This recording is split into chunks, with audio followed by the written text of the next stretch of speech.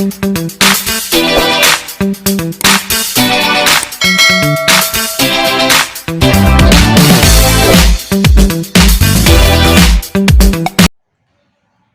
akan bicara hari ini itu berkaitan dengan puisi yang terdiri dari 2 baris, 3 baris, 4 baris dan 5 baris. Ya, kita ansur-ansur supaya nanti sesuai dengan jumlah pertemuan kita masih bicarakan dengan puisi berpola. Kalau kemarin kita bicara puisi 1 baris, puisi 2 baris. Sekarang kita tingkatkan lagi, puisi 3 baris, puisi 4 baris dalam 1 bait ya. Kemudian puisi yang terdiri 5 baris atau larik istilahnya. Jadi saya kadang-kadang menggunakan kata larik. Kenapa saya gunakan kata larik? Supaya mengingatkan istilahnya pada teman sekali orang mengenal namanya larik, bukan baris ya. Jadi saya untuk membangkitkan lagi ingatan kita supaya kita tidak, kosakata larik itu tidak hilang dalam sastra. Jadi selalu saya ingatkan itu larik atau baris. Nah sekarang nanti Anda bisa cari nanti puisi yang terdiri dari 3 baris itu puisi yang kategorinya masuk dari luar, puisi baru boleh saya katakan. Yang masuk sama dengan distikon yaitu terzina, ya, bentuk terzina. Dalam puisi kita tidak ada puisi yang 3 baris, tidak ada. Ini puisi yang di luar terzina, hanya 1 terzina, ya, hanya 1 terzina. Jadi kalau dikatakan oleh anak-anak nanti, Bu, ada nak, boleh nak buat puisi 3 baris? Boleh, ya. Tapi itu tadi ketentuannya, kalau puisi berpola itu kecenderungannya jumlah katanya 4 hingga 5. Lalu kalau Anda tanyakan, Pak, rima akhirnya bagaimana? Nah, dalam teori nggak ada dijelaskan. Jadi bisa saja kita membuat sama AAA atau ABC, ini tidak salah, atau AAB tidak masalah. Tapi dengan konsep itu bisa jadi Anda melihat puisi baru, puisi-puisi zamannya puisi bebas dari Khairil, mulai dari zaman Khairil sampai W.S. Rendra sampai kekinian, bisa jadi ada baitnya yang terdiri dari 3 baris. Ya, bisa jadi nanti Anda akan menjumpai ada puisi yang baitnya hanya 3 baris. Berarti dia mengadopsi bentuk terzina tadi, bentuk terzina tadi, pola baitnya, ya, mungkin tidak menyeluruh, jadi ada diselipkannya misalnya 1 bait 3 baris. Itu puisi yang terdiri dari 3 baris. Nanti bisa dicari, nanti saya beri waktu untuk mencarinya di Google. Yang kedua, pembahasan kita puisi yang terdiri dari 4 baris. Coba apa saja puisi yang terdiri dari 4 baris? Ada pantun, 4 suntai, ada syair, ya, ada pantun, ada syair. Ada namanya dalam puisi baru namanya kuatrin.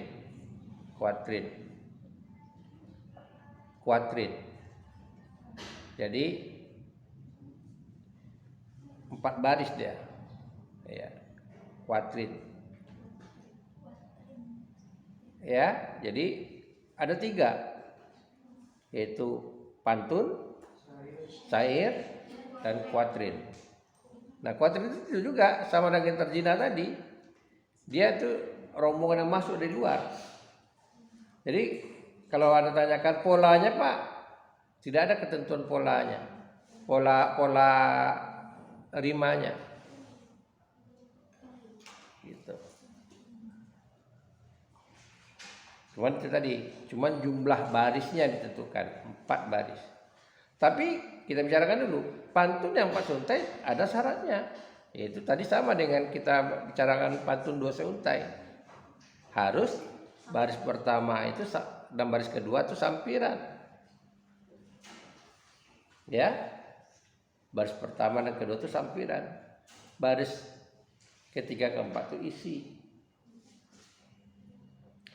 Cuma dalam teori selalu mengatakan begini, sampiran itu sebagai padanan bunyi. Arti padanan bunyi itu persiapan persamaan bunyi berikutnya.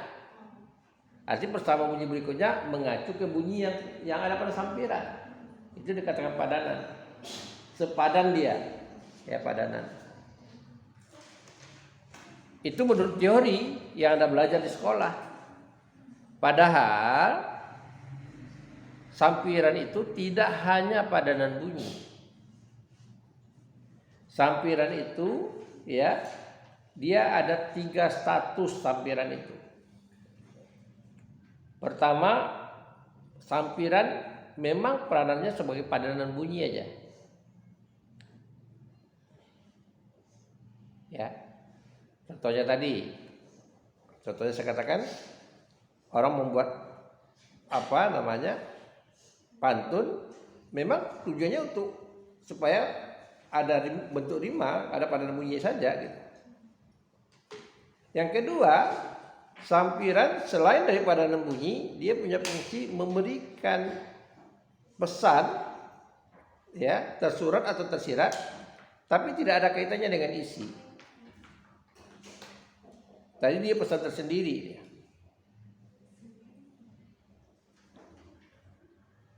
Yang ketiga, sampiran yang dia punya padanan bunyi, tapi dia punya kaitan dengan, kalau istilahnya Hasan Yunus, punya benang merahnya, ya, ada keterkaitannya dengan isi.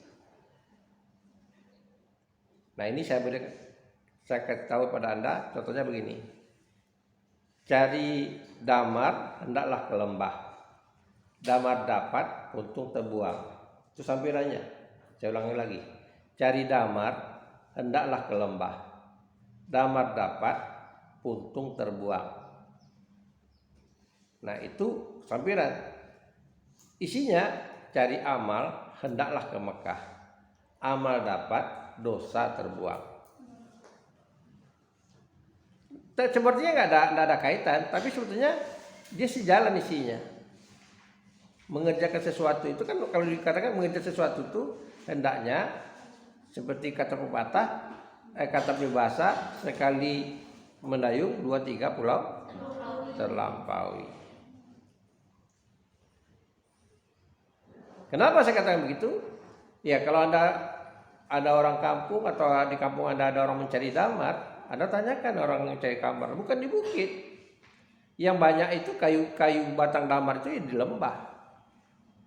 Jadi kalau Anda ke Sumatera Barat, nanti ada lihat orang pinggir jalan itu menjemur damar. Ya lewat dari Tiga Koto Kampar itu mau masuk ke Payakumbuh itu banyak orang menjemur damar. Itu mereka carinya di lembah. Karena dalam daratan ini yang tumbuh subur kayu itu ya di lembah. Gitu. Jadi itu dikatakan satu. Yang kedua, damar dapat, puntung terbuang. Nah itu mana tersiratnya? Sambil mencari damar, orang membawa kayu pulang. Artinya puntung kayu, kalau dulu orang masak dengan kayu. Kalau sekarang nggak mungkin kan? Nggak mungkin damar dapat, gas terbuang, kan nggak mungkin. Jadi orang sambil cari itu. Sama di kampung saya, sambil mandi, pulangnya orang dari mandinya di sungai ya, di kampung saya itu mandinya di sungai. Tapi kalau bagi orang yang bangun rumah, sambil sudah mandi, mereka bawa ember isi batu kerikil atau bawa isi pasir. Setiap mandi bawa satu ember. Nanti udah numpuk tuh, sehingga dia bangun rumah tidak beli lagi batu, karena dia pulang dari sungai, dia bawa satu ember gitu. Karena tidak beli, ya tidak beli. Jadi sambil mandi dia bawa batu. Berbeda dengan orang kota, sambil nyelam di kolam renang kencing. Nyelamnya lama, tahu-tahu berubah airnya. Gitu. Nah, jadi saya ulangi lagi, sebetulnya padanan bunyi pada pantun itu ada 3 kategori.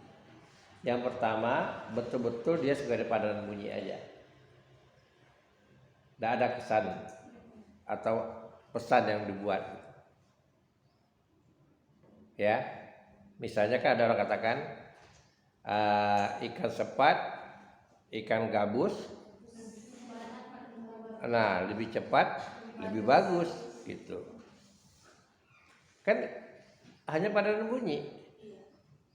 Lain kalau dibilang ikan sepat, ikan gabus, ikan lele, nama-nama ikan. Jadi itu sampiran yang dibuat gitu, ya. Oke, nah itu yang kedua. Jadi memang ikan sepat dengan lebih cepat itu kan hanya untuk padanan bunyi aja, supaya rimanya itu terbangun.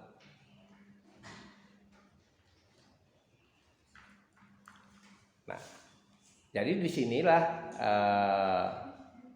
di S2 saya ajarkan tuh bagaimana mahasiswa dulu saya ajarkan bagaimana membuat peskoran supaya Anda bisa mengamati pantun sehingga Anda bisa melihat kualitas pantun itu. Kita tahu bahwa pantun itu sekarang jadi warisan non benda, diakui oleh dunia.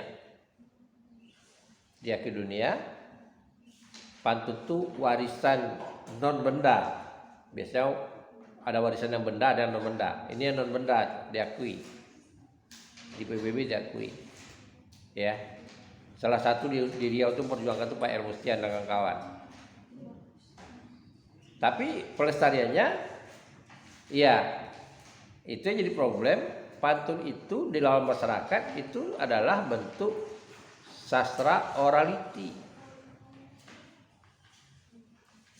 Ya, itu sastra orality, artinya sastra yang orang spontan berpikir spontan aja membuat pantun. Jadi orang-orang yang pintar, orang-orang yang kreatif, dia imajinatif, dia bisa buat pantun. Nah, dimunculkan teori bagaimana membuat pantun supaya orang bisa membuat pantun. Jadi ada teorinya membuat pantun itu. Sebetulnya faktor latihan kebiasaan kita buat pantun.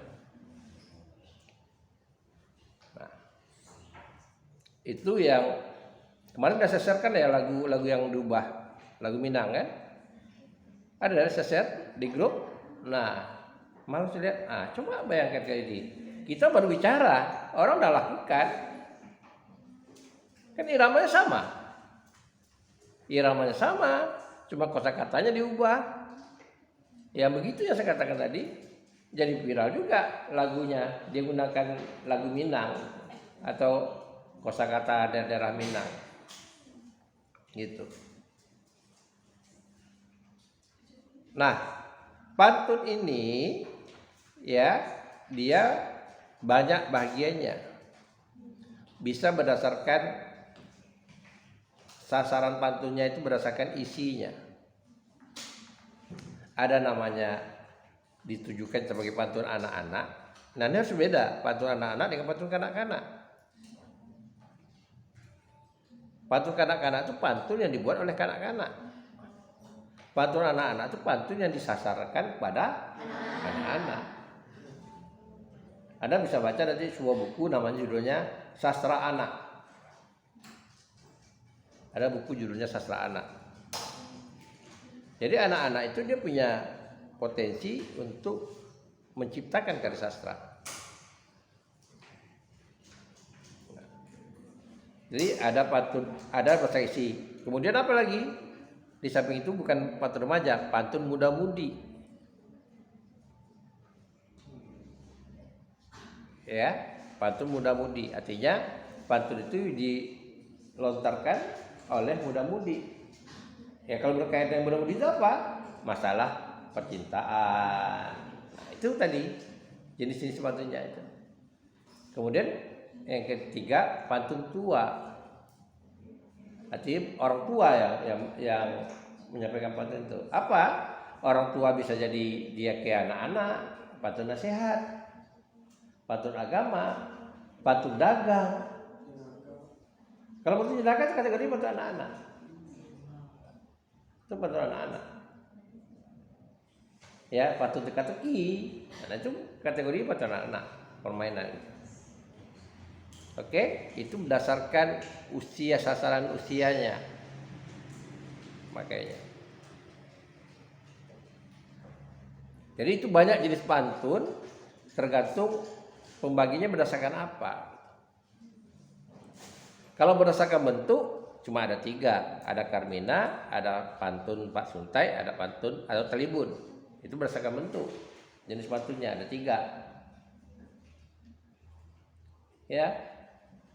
Kalau berdasarkan isi tadi pantun teka-teki, pantun nasihat, ya, pantun dagang itu isinya. Itu berdasarkan isi. Berdasarkan penutur tadi saya katakan pantun anak-anak atau pantun kanak-kanak.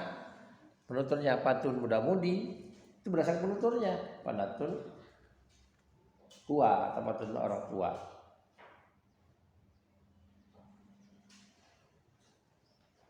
Jadi kalau ditanyakan pembagian pantun berdasarkan apa itu dulu.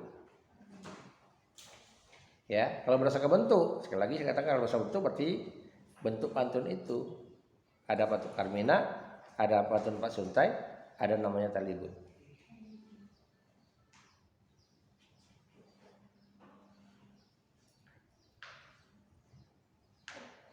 Baik.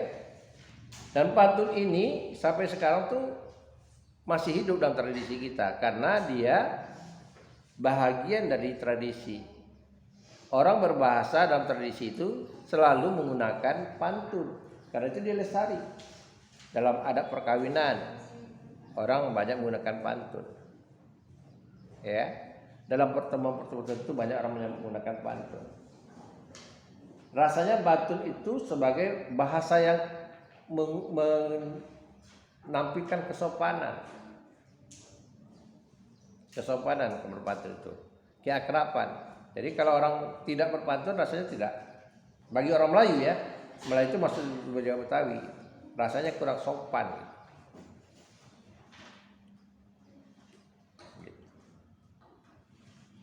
Situlah melestarikan sampai sekarang tuh lestari pantunnya di situ. Beda dengan gurindam.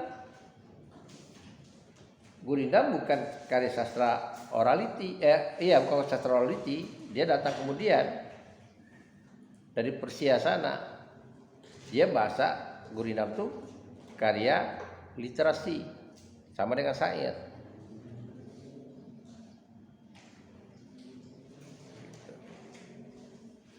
Jadi dia memerlukan orang yang mampu menulis. Dan dia tidak ada hubungannya dengan budaya kita sebetulnya. Kebetulan budaya kita ada budaya Islam, ya kalau pada acara tertentu aja. Tapi dia tidak bagian dari budaya. Maksud saya kegiatan aktivitas budaya ya, tidak bagian dari itu. Lalu kalau anda tanyakan, Pak, kan Tujuh Ajar Pak Tenas, kalau kami baca ada yang mirip gurindam. Benar, itu Pak Tenas yang menulisnya gaya gurindam. Tapi Tujuh Ajar di masyarakat tidak seperti itu. Caranya Pak Tenas menampilkan, mendokumentasikan Tujuh Ajar itu dengan gaya gurindam. Gitu. Oke, itu yang pantun. Ya nanti Anda dalami lagi tentang pantun, bisa Anda dalami lagi. Kemudian masih juga yang berpola baris itu syair. Nah, kalau pantun itu ada sampiran, ada isi, yang orang orientasinya menangkap isi itu pada baris atau paruh kedua. Ya, kalau dia pak baris itu pada baris ketiga ada 4 isi. Padahal sekali lagi saya katakan padahal isi itu bisa jadi juga terdapat pada sampiran seperti saya katakan tadi. Tapi pada syair dia setiap lari itu punya hubungan, ya, punya keterkaitan. Apakah syair itu membicarakan bentuk gundah gulananya hati atau perasaan jiwa orang, atau bicara tentang hikayat? Karena syair itu bentuk puisi yang naratif, cerita, puisi-puisi naratif, cerita.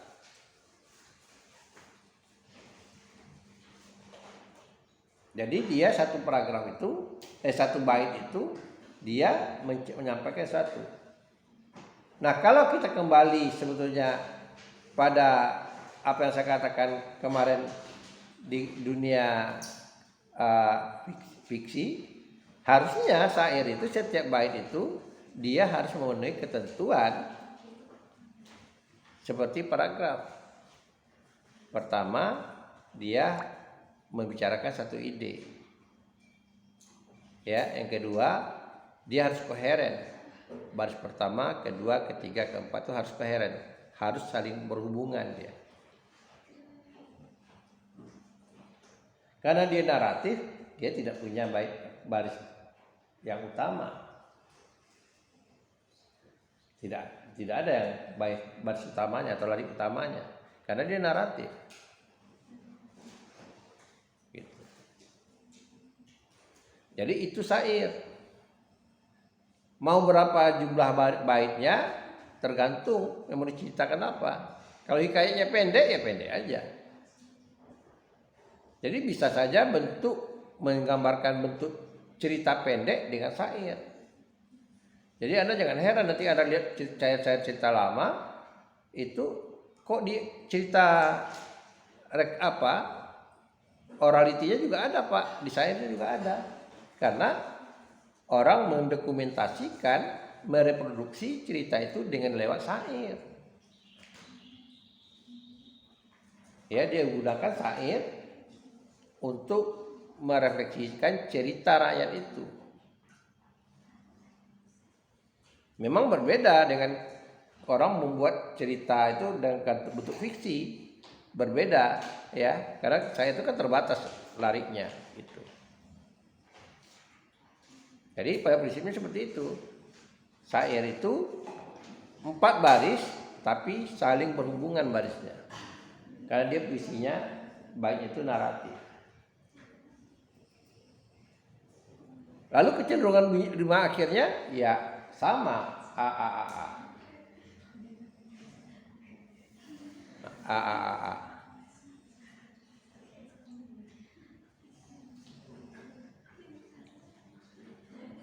Nah, itu sudah pengantar pada Anda. Yang terakhir, yang 4 baris itu, yang saya kata tadi, kuatrin. Ya, ini Anda mungkin baru dengar di sekolah, di kurikulum mungkin sekarang tidak disebutkan lagi itu. Itu puisi baru yang saya ada sampaikan kemarin. Itu puisi yang baru masuk zaman penjaga baru dari luar, ya dari Eropa sana. Kebetulan banyak juga pengarang-pengarang kita, sastrawan kita yang dia sekolah atau dia mempelajari karya sastra lain. Contohnya soneta dibawa dari Italia. Ya, dari Italia itu. Contohnya itu. Jadi kuatrin itu satu bentuk puisi 4 baris yang tidak ada keterkaitannya dengan sampiran, tidak ada keterkaitannya dengan isi. Gitu. Baik, ada yang mau ditanyakan? Ada? Ada apa? Ada apa? Nah, baik. Jadi itu sekarang kalian cari di media sosial contoh-contohnya. Ya, contoh-contohnya. Puisi yang 3 baris itu yang mana? Ya, puisi 4 baris itu yang mana? Nah, kita belum masuk yang satu terakhir itu puisi yang 5 baris. Puisi yang 5 baris itu sebetulnya sama penyakit kondisinya dengan puisi 3 baris. Kita tidak punya puisi yang 5 baris. Jadi kalau ada penyair membuat puisi baru yang 5 baris, maka dia disadari atau tidak dia masuk ke yang saya katakan tadi, masuk ke terjina puisi 5 baris. Gitu. Bukan ke terjina, ke Queen. Istiqlal terjina Quatrain Queen, ke Queen. Ke Queen 5 baris. Coba cari contohnya supaya Anda paham. Ya, supaya Anda paham, cari contohnya.